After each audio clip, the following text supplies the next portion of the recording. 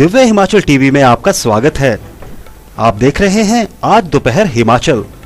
आइए शुरुआत करते हैं दोपहर तक की कुछ चुनिंदा खबरों से। मर्यादा में रहे रमेश धवाला, संगठन मंत्री के खिलाफ किसी सूरत से नहीं होगी बयानबाजी। हमीरपुर में खुला नौकरियों का पिटारा, टीजीटी के पद भरने की प्रक्रिया शुरू। पानी की ठोकरें खा रहा 90 साल का बुजुर्ग, सुंदरनगर में गहराया संकट।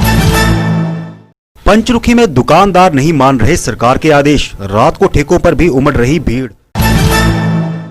कोरोना से जंग जीतने वाली महिला पर फूलों की बारिश, डलहौजी में तालियों की गड़गड़ाहट से विदाई।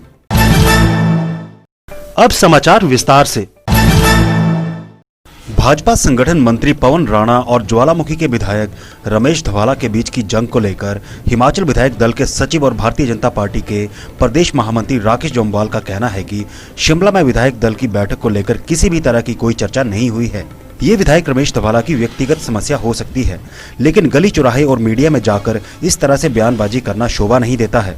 राकेश जोमवाल ने साफ किया है कि अगर विधायक धवाला दोबारा इस तरह की गतिविधियों से बाज नहीं आते हैं तो पार्टी को मजबूर होकर उनके खिलाफ अनुशासनात्मक कार्रवाई करनी होगी। विधायक जोमवाल का कहना है कि धवाला की इस तरह की टिप्पणी से सभी नाराज हैं। उन्होंने साफ किया है कि संगठन सरकार बनाते हैं, न कि सरकार संगठन को बनाती है।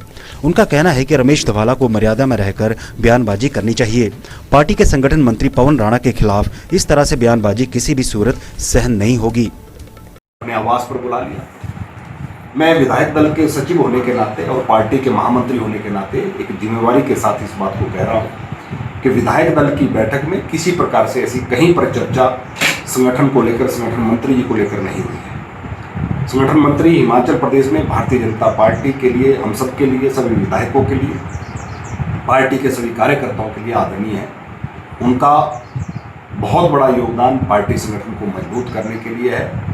रमेश धवाला जी ने जिस प्रकार से कहा है उनकी व्यक्तिगत समस्या हो सकती है, लेकिन मेरा उनसे भी निवेदन रहेगा कि आप गली चौराहे पर और मीडिया में ऐसी बातों की चर्चा करेंगे तो भारतीय जनता पार्टी उनके खिलाफ अनुशासनात्मक कार्रवाई करेगी। और कहीं पर भी इस प्रकार की चर्चा करना, अगर आपको किसी प्रकार से कोई दिक्कत आपके विधानसभा क्षेत्र में है, आपके वहाँ पर अपनी समस्याएं, आप उन समस्याओं का जिक्र प्रदेश के मुख्यमंत्री जी से कर सकते हैं। और संगठन में कहीं पर दिक्कत है तो आप पार्टी के प्रदेश स्तर के नेताओं के साथ राष्ट्रीय स्तर पर भी बात कर सकते हैं। लेकिन अपनी समस्या को लेकर इस प्रकार से प्रचार करना कि कांगड़ा जिला के सभी विधायक जो हैं संगठन से नाराज हैं, संगठन से परेशान हैं, मैं हर बार इस बात को कहता हूं कि संगठन सरकार बनाते हैं और सरकार संगठन नहीं बनाती।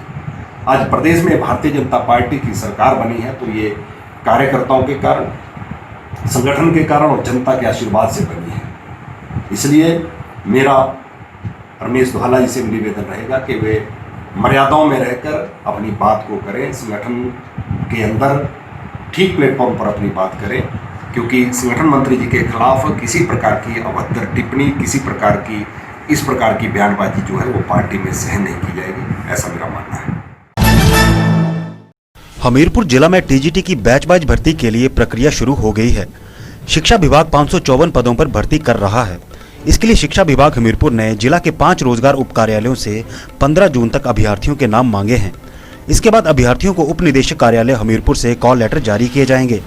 भर्ती प्रक्रिया में शामिल होने वाले अभ्यर्थियों के नाम उप निदेशक कार्यालय से निदेशालय शिक्षा विभाग शिमला को प्रेषित किए जाएंगे। निदेशालय में बैच वाइज मेरिट आधार पर छंटनी कर 3 से 4 माह के भीतर चयनित उम्मीदवारों को नियुक्ति पत्र प्रदान किए जाने की संभावना जताई जा रही है। बता दें कि शिक्षा विभाग प्रदेश स्तर पर टीजीटी मेडिकल के 104, टीजीटी नॉन मेडिकल के 143, टीजीटी आर्ट्स के 307 पदों पर भर्ती करने जा रहा है। भर्ती में आर्थिक आधार पर आरक्षण के तहत टीजीटी मेडिकल में 13, टीजीटी नॉन मेडिकल में 18 और टीजीटी आर्ट्स में 39 पदों को आरक्षित रखा गया है।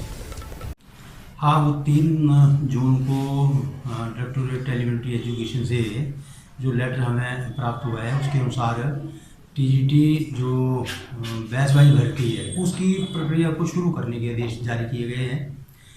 तो 4 जून को हम लोगों ने सारी एक्सचेंजेस को, जो जिला हमीरपुर में 5 हमारे एक्सचेंजेस हैं, उनको हमने एक चिट्ठी लिखी है, जिस चिट्ठी में हमने इनको कहा है कि आप 15 जून से पहले जो टीजीटी मेडिकल, नॉन मेडिकल और आर्ट्स के जो बीएड हैं और जो टेट पास हैं उनके जो नाम हैं वो 15 तारीख से पहले हमारे विभाग को उप शिक्षा निदेशक हमीरपुर को प्रेषित करें, ताकि इनके जो इंटरव्यू है उसमें रहते पूरे किए जा सके।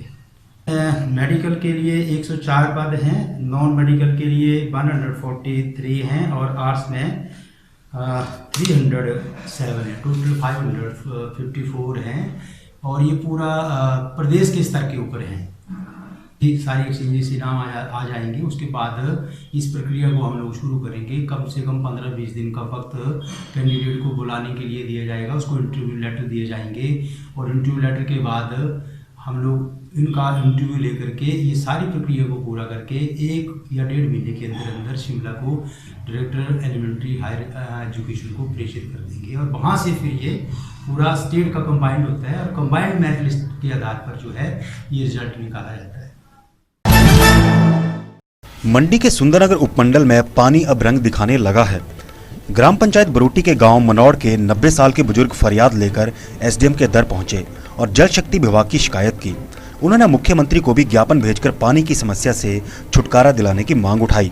बुजुर्ग बख्शी राम का कहना है कि पिछले 3 महीने से उनके घर पानी की बूंद तक नहीं आ रही है, जिससे पूरे परिवार को काफी दिक्कतों का सामना करना पड़ रहा है।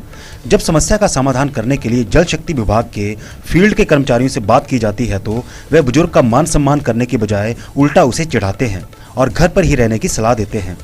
बख्शी राम को मलाल है कि एक तो पीने के पानी की समस्या से आमजन परेशान है, दूसरी ओर विभाग के अधिकारी और कर्मचारी समस्या का समाधान करने के बजाय अनसुना करते रहते हैं।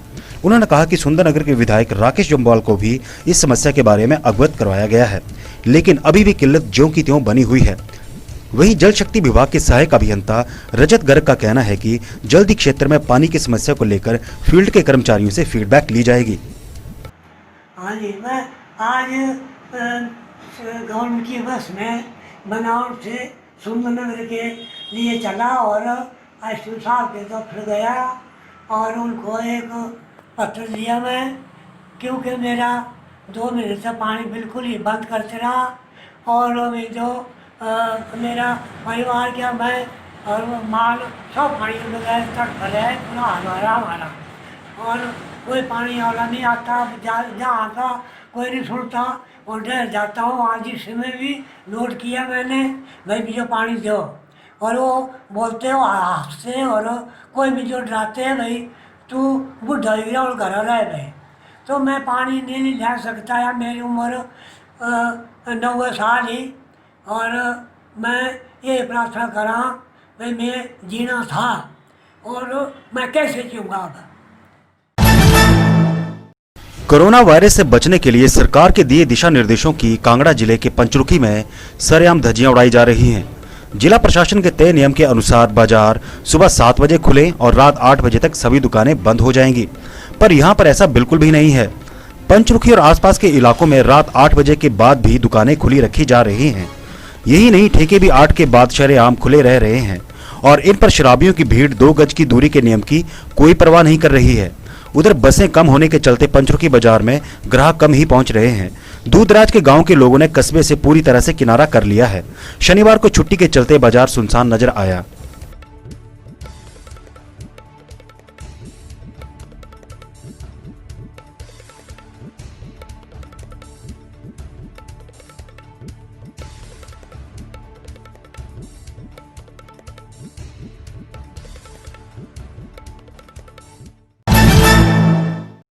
कोरोना के खतरनाक वायरस की चपेट में आई महिला जब ठीक होकर घर जाने लगी तो स्वास्थ्य विभाग के कर्मचारियों ने बुके भेंटकर उसकी हौसला अफजाई की। सिविल अस्पताल डलहौजी में कोरोना को मात देकर घर लौटी तिब्बतियन महिला को एसएमओ डॉक्टर विपिन कुमार ने महिला के उज्जवल भविष्य और स्वस्थ जीवन की शुभकामना संदेश देते हुए पुष्पगुच्छ भेंट किया।